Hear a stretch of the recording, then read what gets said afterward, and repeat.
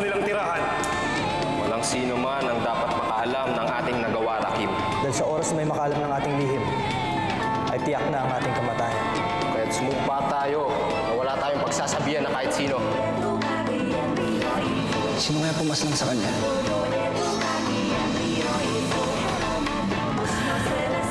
Marahil ay hindi niya na ako tunay na iniibig. Kinamumuhi ako si Ama. Isang kaduwagan ang dinamalas ni Ama. Paglag ko, sisiguraduhin kung hindi ako magiging duwag gaya niya.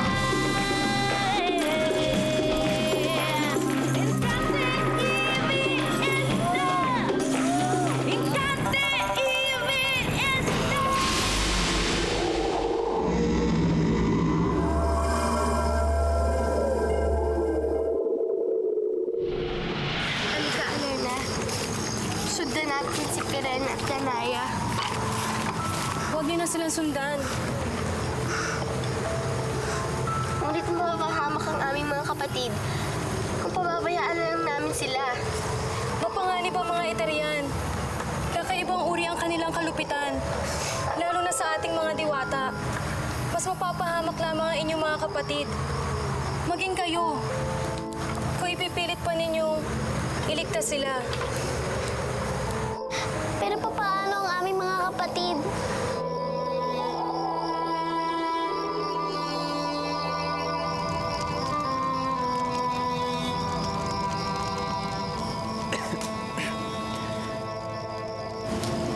Ama, kukuha lang po ako ng tubig sa bandang doon.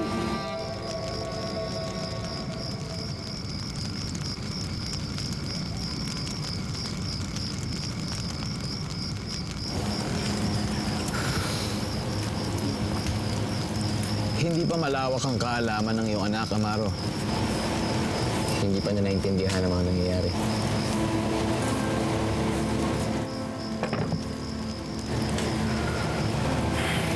Hindi mo kailangang humingi ng paumanhin. Nauunawaan ko ang murang isip ng aking anak. Balang araw, maiintindihan niya rin kung bakit ganito lang ako kaingat.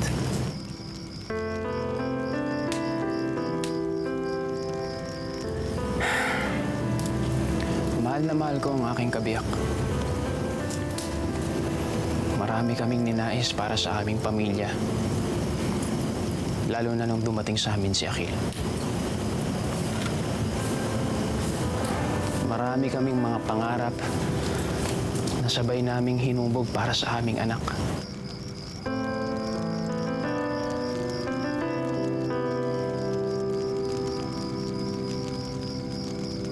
Ngunit nagwakas ang lahat nung dumating ang mga Eterian upang maglikom ng buwis.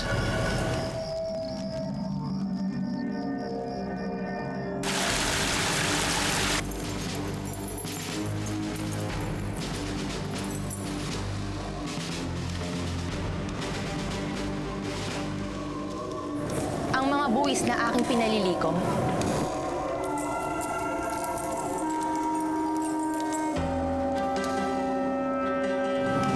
dalhin yan sa ating ingat yaman.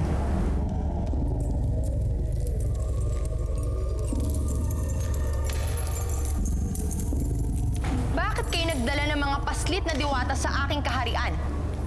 Pangahasang mga paslit na ito, mahal na Reyna. Pinanghimasukan nila ang paglikom namin ng mga buwis kanina. At hindi lamang yon, mahal na Reyna. Nangahas ding lumaban sa amin ng mga paslit na ito.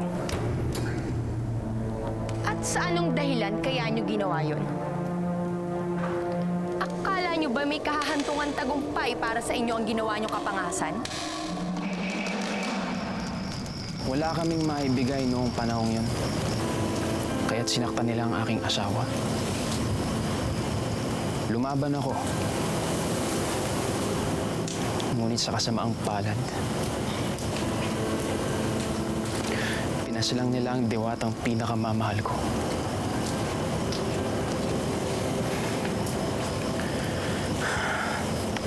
Kaya magmula nun, nangako ako sa aking sarili na hindi na muli mangyayari yun.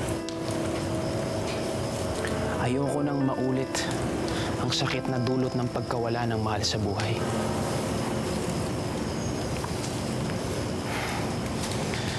Kaya pag-ingat at pag-iwas sa gulo, lalong-lalo na sa mga eteryan ang aking ginawa.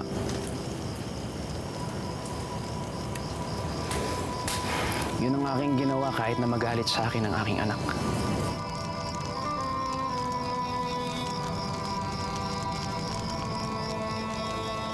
Hindi ko lang talaga gusto na pati si Akil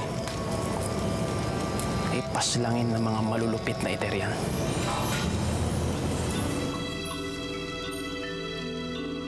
Ano pong nais ninyong gawin namin sa kanila, mahal na Reyna?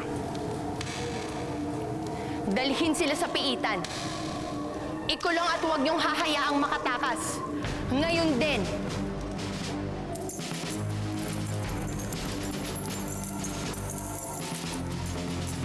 Anong gagawin niyo sa kanila?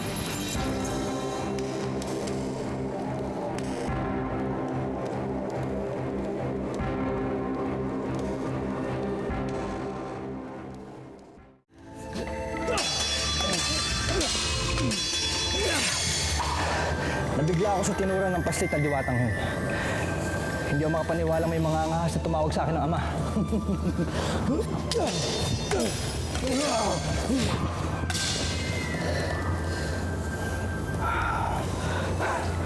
Hindi ka na bata, Rakim. Maaari ka na magkaroon ng anak. Ngunit isang paslit na diwatang hindi ko alam kung saan nagmula. Paano ko siya magiging anak?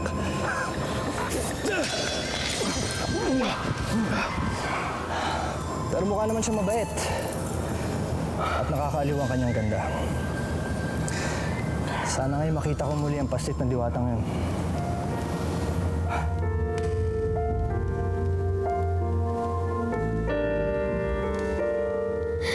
Anong laban ng ating mga kapatid, Elena? Wala silang kalaban-laban. Paano kung sinasaktan na sila ngayon ng mga eteryan? O marahil ay huwag mong pangunahan ang kapalaran ni na Perena at Danaya, amihan. Huwag kang mag-isip ng ganyan. Dakilang batalang Emre. Huwag niyo sanang pababayaan si Perena at Danaya. Naway makaligtas sila sa kamay ng malulupit na eteryan.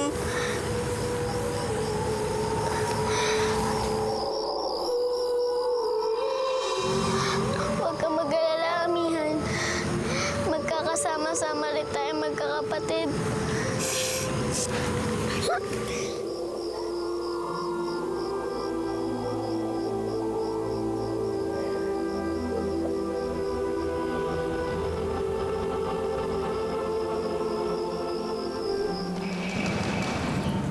Ipinakukulong ko ang mga paslit na yan. Ngunit ina, mga bata pa lamang sila. Anong kapangasan na maaari nilang gawin upang ipakulong mo sila? Pinanghimasukan nila ang tungkulin ng ating mga kawal. Hindi pa ba kapangahasan ang tawag sa gayon?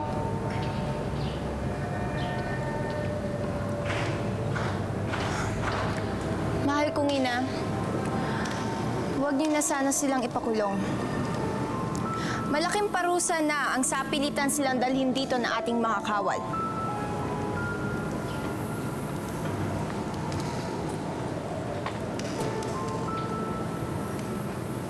Marahil ay mapapakinabangan mo sila sa ibang paraan.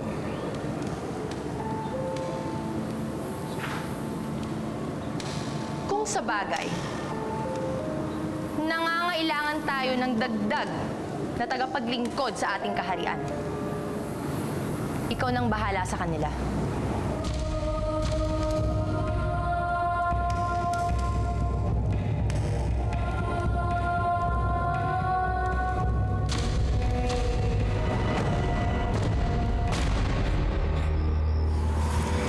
Kailangan naming mangalap ng makakain at iba pang kagamitan. Marahil, ibig niyo sumahan kami. Iniisip lang namin ang inyong kaligtasan. Mahirap na iwanan pa namin kayo rito. Maraming salamat sa inyong pag-aalala. Pero kaya namin ang aming mga sarili. Ngunit mga paslit pa lamang kayo. Ang laban nyo sakaling lumusob ang mga Eterian. Maliliit kami. Madali para sa amin na magkubli. Kayo nang bahala. Marami pa kami kailangan gawin. Mag-ingat po kayo.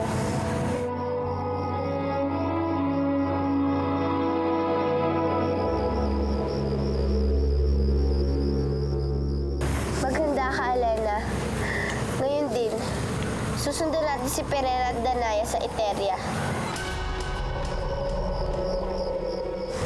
Tayo na.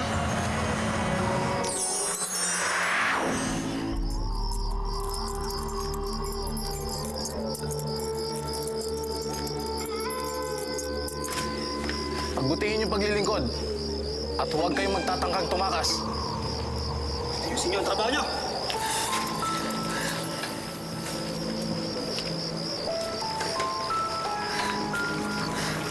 Kasalanan mo to, Danaya. At bakit ako iyong sinsisi? At bakit naman hindi ikaw, Danaya? Pinigilan ko nga si Amihang sumugod sa mga Eterian. Ngunit ikaw naman ang naglakas loob na kalabanin sila. Kaya tayo nadakip ay dahil sa kalokohan mo. Gusto ko lamang mga tulong sa ating mga kapwa diwata. Hindi naman ako kaya mong matigas at kayang panoorin pinapahirapan sila. Sheda! Hindi dapat tayo magtalo. Wala dapat tayong maaaring asahan sa kuta ng kalaban kung di ang isa't isa.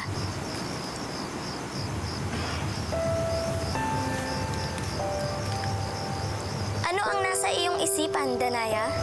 Ang anak ni Avria, Perena. Magaan ang loob ko sa kanya.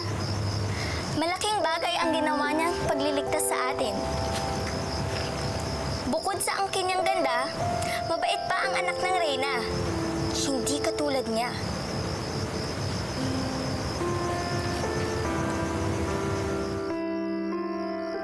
Sadyang kahanga-hanga ang iyong ginawang pagligtas sa mga diwatang paslit, Heran Minea.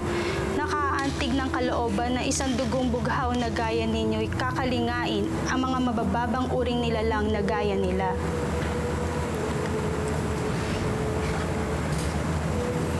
Hindi ko rin lubos na maunawaan kung bakit ko ginawa iyon. Nahabag ako sa kanila. At tila kilala ko ang mga paslit na yun. Mga paslit, mahal na Heran? May iniligtas na mga paslit na diwata ang Heran Minea sa tiyak na pagkakapiit kanina lamang. At tila kilala raw niya ang mga ito. Ngunit, saan mo naman sila nakilala, mahal na Heran?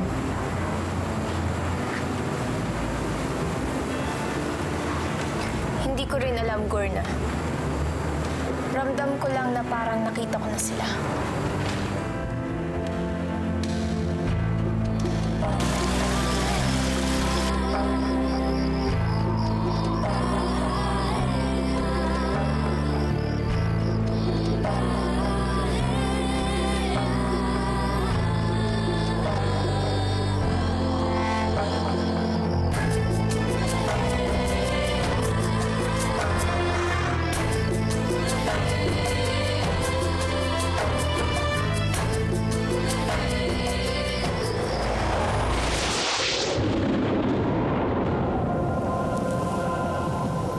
Avisalary, mga kasama.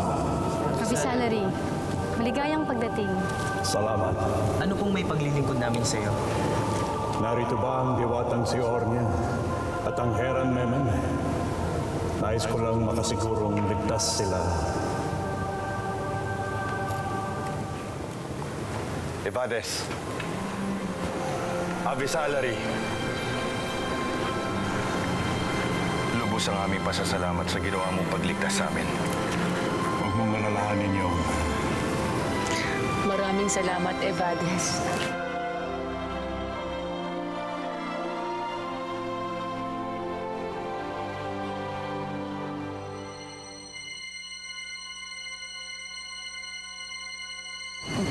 Bakit? May dinadala kang munting diwata sa iyong sinapupunan.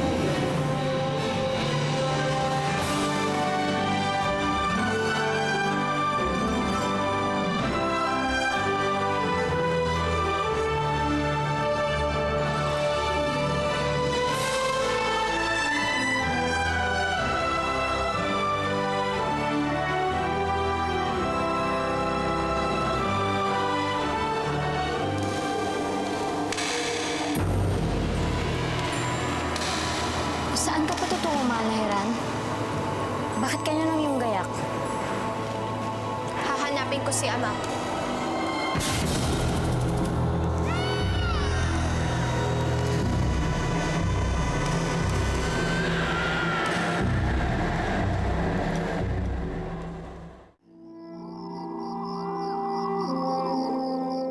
Palalaking natin siyang dadalhin ng kagandahan loob ng mga diwata. Sisiguraduhin kong hindi niya kagigisnan ang maling nakagawian ng mga Eteryan. Isang mapayapa at masayang buhay ang nais kong ipagkaloob sa kanya. Malayo sa kaguluhan ng lipi ng mga Eteryan. At yun din naman ang nais ko para sa ating magiging anak. At sana rin ay maging kahawit siya ng kanyang ina.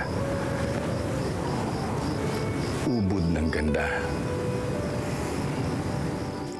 At sana'y makuha niya ang katapangan ng kanyang ama.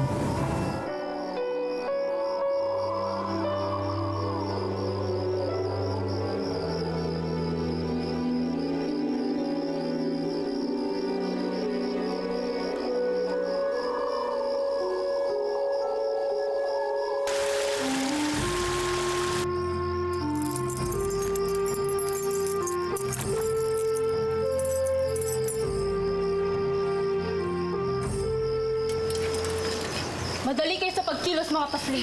Kung hindi ako mismo ang magkukulong sa inyo sa piitan.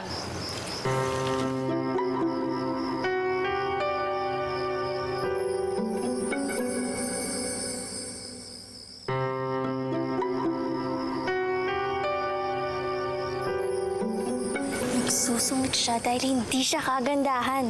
May sinasabi ka ba? Wala akong sinasabing kahit ano, ah. Pasneya, manahimik kayong dalawa.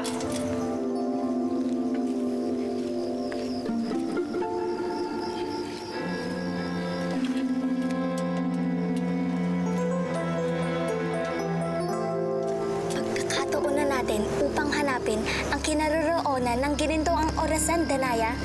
Gustong iyong nasa isip, Perena. Kaya't maganda ka. Pupuslit tayo mamaya.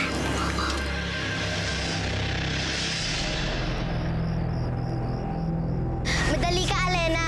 Kailangan pa nating iligtas si Danaya at Perena. At saan naman kayo paroroon, mga multing diwata? Sino ka? Dalhin sila. Bitawan niyo kami dadalhin! Bitawan niyo kami! Mapanganib para sa inyong mga paslit pa lamang ang paghalagana dito sa gubat. Maaari kayong madakip at gawing mga alipin. Ang marahil ay patayin ng mga Eteryan. Iniisip ko lamang ang inyong kaligtasan. Ngunit di kami maaaring sumama sa inyo. At bakit? Bitawan niyo kami! Bakit di mo kami pinipilit? Ayaw naman namin sumama sa inyo. Tayo na! Ano?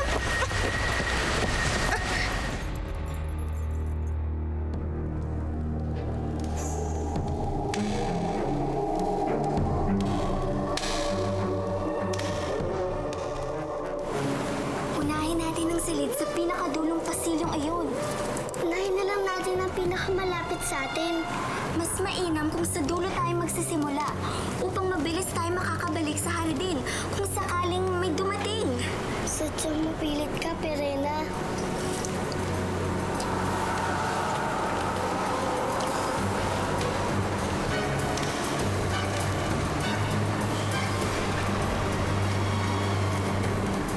May hinahanap ba kayo?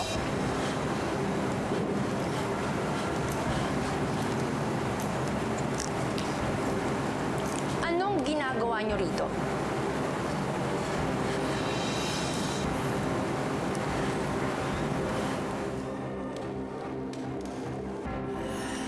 Anong ginagawa niyo rito?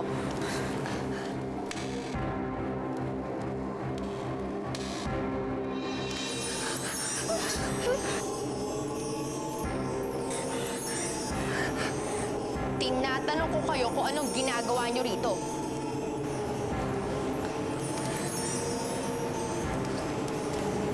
Patawad na po, mahal na Reyna.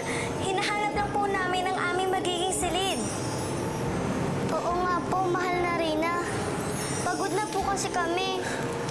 At gusto na po namin magpahinga. Kaya lang po, naligaw po kami.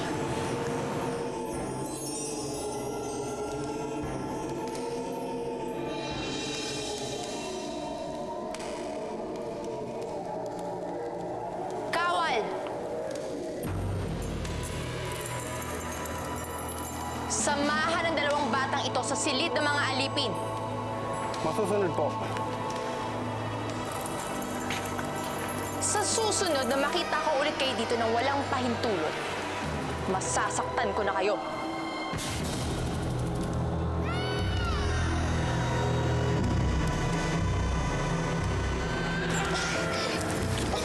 Bitiwan niyo kami!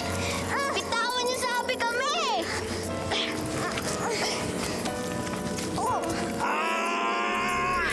Pasnia! Shut up!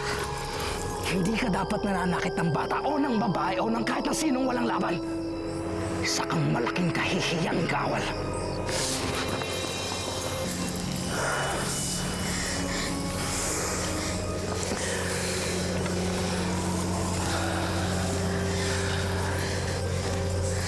Alam kong natatakot ka, Paslita Diwata. Ngunit maniwala ka sa akin. Kabutihan niyo lamang ang aking hinahangad. Tayo na. Hindi ako paslit tulad ng inaakala mo. Hindi ako sasama sa inyo. Huwag mong uubusin ang aking pasensya. Sasama ka sa akin para sa inyong kaligtasan ngayon din.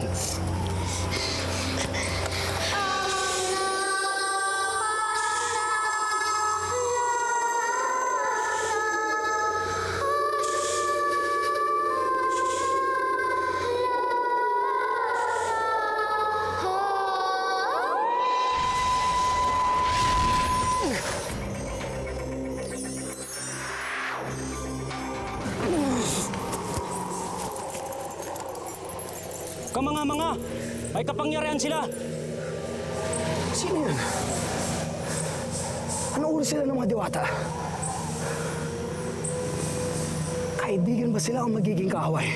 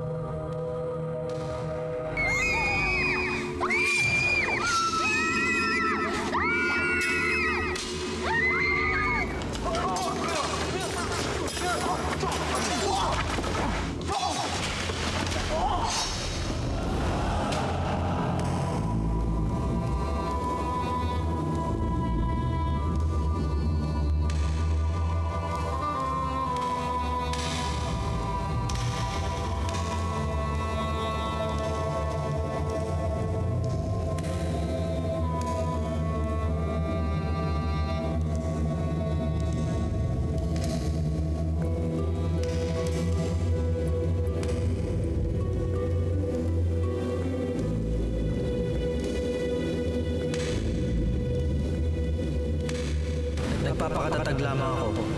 Ngunit aaminin ko na hindi mawawala ang kaba sa dibdib ko sa aming nagawa ni Hagorn. Isa lamang ang parusa kapag malaman ng Etheria na kami ang pumatay sa mga kawal nila. Edi Sanctre.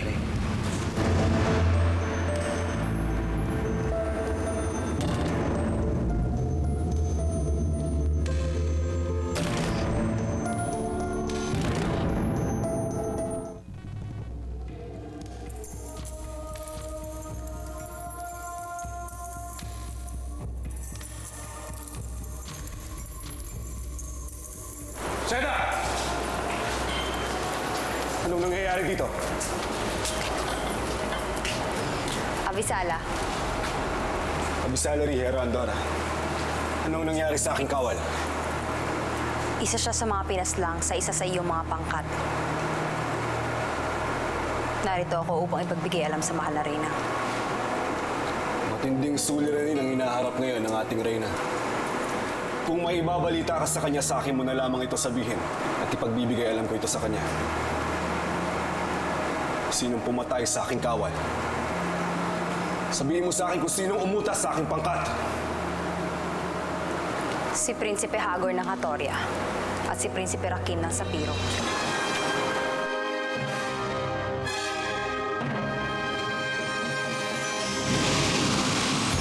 Kaaway ang mga Etherian, Danaya. Lalo na ang Reyna at ang kanyang anak. Sila ang una nating papaslangin. Kailangan pa natin sundan si Pirena at Danaya sa Eteria.